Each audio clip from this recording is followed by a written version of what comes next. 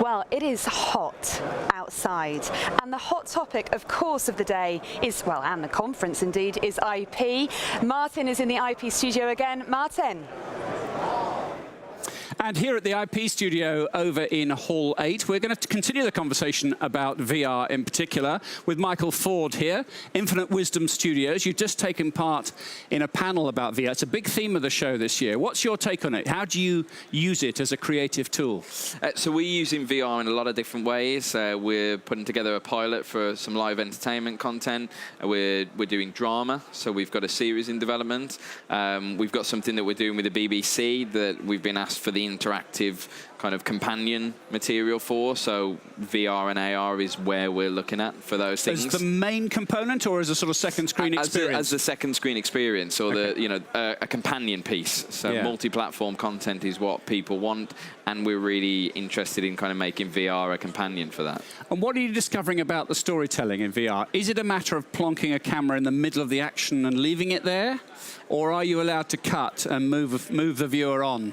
So for us, it's about the story that you want to tell. So if it's a news story and you want to transport somebody there, then it's all about how interesting that scene is. And what we find is that even though people can look around, people's attention goes quite quickly. So we're big advocates for engaging with other people in that space. So whether there's actors and it's a fictional story, or whether there's somebody else that you can empathize with and see experiencing those events firsthand. And I mean, I've seen some showreels where it almost seems artificial, the drawing of the eye, by, I don't know, deliberately getting a car to drive around there so your head might turn and you say, oh, look, I can see all the way around here. Yeah. Is there a temptation to sort of ham it up? I think so, but because to some extent it is a little bit like the stage. You have to do slightly bigger things than you would for film. If you get actors doing things for film, it's very small. If you get actors doing things for the stage, they have to project to the back of the theatre. And I think VR fits somewhere in between. You need people to pay attention, so you need to do things slightly bigger. But you have to remind people that you are transporting them there, so they're getting immersed in that. And actually, in order to get immersed, they want to get lost in it. And the more they feel that you're flagging things for them, I think there's the danger that you irritate the viewer. Yeah, you irritate them. But you know, a lot of entertainment, a lot of movies, a lot of news and current affairs. It's just what we're doing now. You know, you and I having a conversation. It's being shot from 2 or 3 perspectives. How do you replicate that in the VR world, or would you just not do this kind of content in a VR form?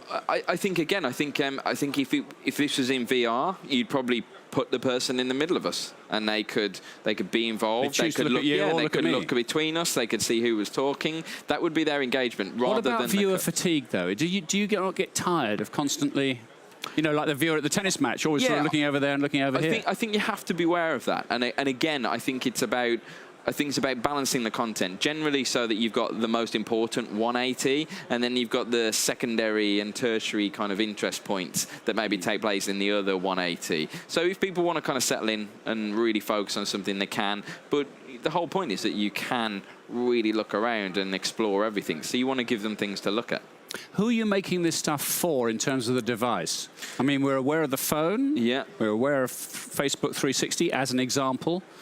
But that's not that immersive experience. So, are you making it for the big Sony headsets? Yeah, we're generally focused on creating headset experiences, so that's where we want to go. So we think the mobile area of that's going to be massive, so Samsung Gear is a big part of that. Certainly HTC Vive, that's a big one, but that's more the kind of on the digital side. And I think PlayStation is going to be a real game changer in all respects. Yeah, they announced enhancements to that this week, didn't they? Yeah. So we'll have to watch this space. Michael, good to talk to you. Thank you very much indeed. Michael Ford, thanks. Thank you.